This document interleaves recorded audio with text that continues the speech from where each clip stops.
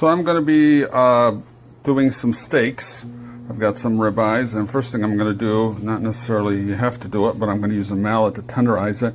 So to prevent the meat from getting into the mallet and having to clean it, one of the tricks to do is you can put a Ziploc bag over the top of the steak and then you just pound it.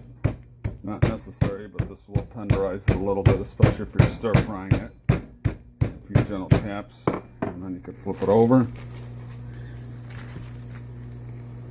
And do the other side, using the teeth to tenderize it.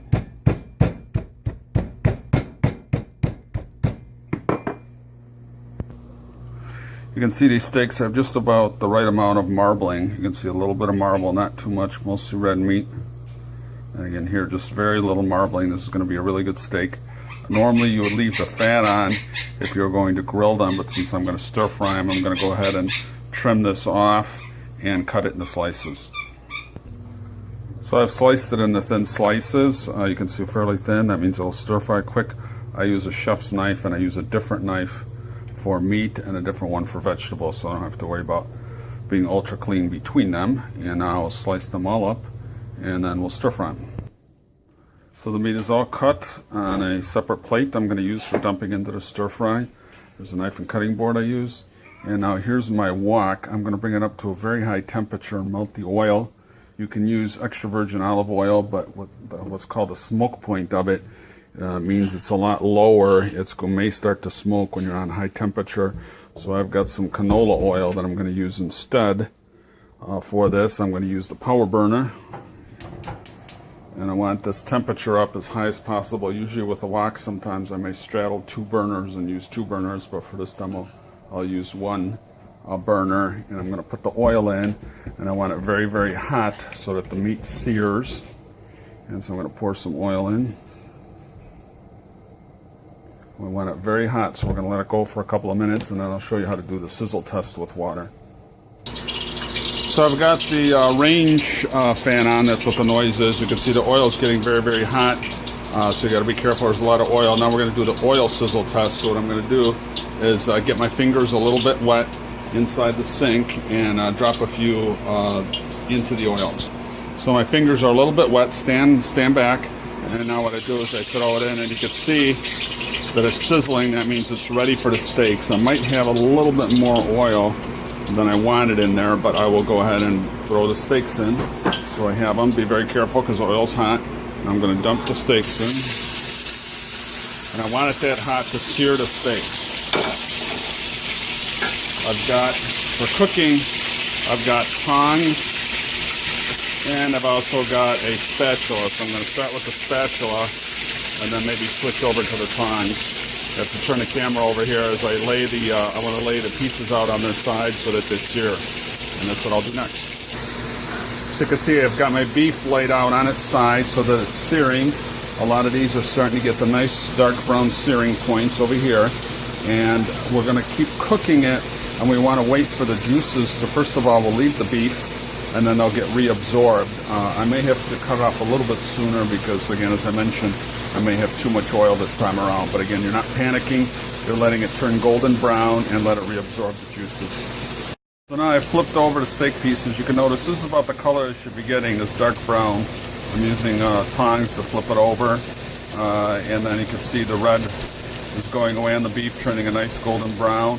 A lot of the liquid level has gone way down because, again, the steak is starting to reabsorb it. So just about now I'm going to be adding in liquid beef broth and wine, and then letting that cook down, reducing. So let me go ahead and just keep this cooking. I may have to spill off some of the oil. I may have a little bit too much oil. So at this point it's starting to look good, really golden brown. I've rotated the frying pan around. May start to get black in some spots. That's okay.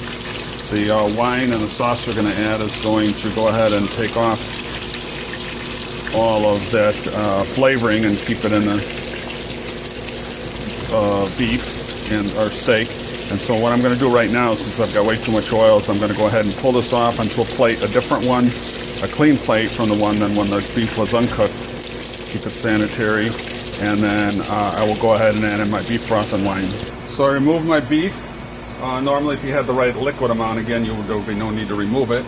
But I removed it, put in the beef broth. I turned on my temperature also to medium now, and I put the beef back in. I'm going to put in my wine. Let that cook for a little bit. And then in the meantime, I'm going to go ahead, and this will deglaze some of that burnt on flavoring on the sides of the pan. That'll deglaze it, add flavor back into the steak. And then what I will go ahead and do is do my seasoning. So I've got cilantro, steak sauce, and garlic. I'll be adding that in shortly. So again, I have the steak simmering, then the beef broth and wine. Now I've got my seasonings. I've got garlic powder, and I've got some steak seasoning. You don't want to pour it directly from the container because that'll clump it up from the steam of the frying pan. So what you do is put it to a smaller dish or different plate, seasoning plate, pour it on, and we let this simmer. It's going to absorb the flavor of the wine as well as the beef broth, and as well as become a little bit more tender. So it looks a little black in some spots. Don't be worried about that. That's just the deglazing on the top that came out. So again, we want to let this simmer. If we had a cover, ideally, we would cover this and let it simmer in the juice, but open air is fine as well. So my glass lid for the wok broke, but I do have this other lid from a frying pan. But again, I'm going to cover it just to hold the steam juices in and tenderize it a little bit more. In the meantime, I have some can of tomatoes. I'll be putting that in to add flavor, and then just some corn. And to go with it, I've microwaved some baked potatoes I'll be having for dinner. Now, as we lift off the lid, we had a whole lot of liquid, maybe a cup of liquid. We could see all of it's absorbed back in. So again, the beef is absorbing the liquid, becoming tender, picking up the flavors. At this point, I'm not going to add any more liquid. I'm going to go ahead and put in my tomatoes and vegetables and see how much more liquid I need, if any. So here go my tomatoes. I'll dump those in with the juice. And what I did to cheat a little is I microwaved the vegetables to make sure they were ready to go. Let's see how much liquid I have here. I may have to add a little bit more wine and beef broth for seasoning. And I will go ahead and I'm going to add a little bit more wine, and then I will cover it up again so that the steam really tenderizes the steak. So a little bit more wine, a little bit of juice there. And let's close it up again. So here's my bag of steamed vegetables. Again, I could have stir-fried them, but cheated a little bit and microwaved them. So now I'll remove the lid. Still have quite a bit of liquid I'll throw in. We don't want to overcook the tomatoes to get them soggy. Put in obviously any kind of vegetables you want. I'll throw these in and then recover it again. We've got it at medium only. We don't want it high anymore once the beef is, or steak is done. So there is all my steamer, and stir it a little. Got just enough juices in here. And to add a little bit color, I'm going to add some green spices. I'm not sure if I'm going to add parsley or something in just to give it a little bit of color. Salt should be fine, but I may add a little bit of celery salt. So again, I'll put them on this plate and dump them in, not dump them in direct so that it doesn't cake up the ingredients inside the main bottle. But I could feel already that the steak is getting much, much more tender since it's been absorbing the liquids. So again, vegetables and steak is covered.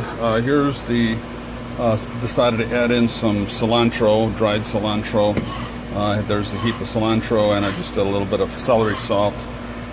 Probably has enough salt from the steak, but adding in just a little bit more celery salt. And so what I'll do is lift up the lid.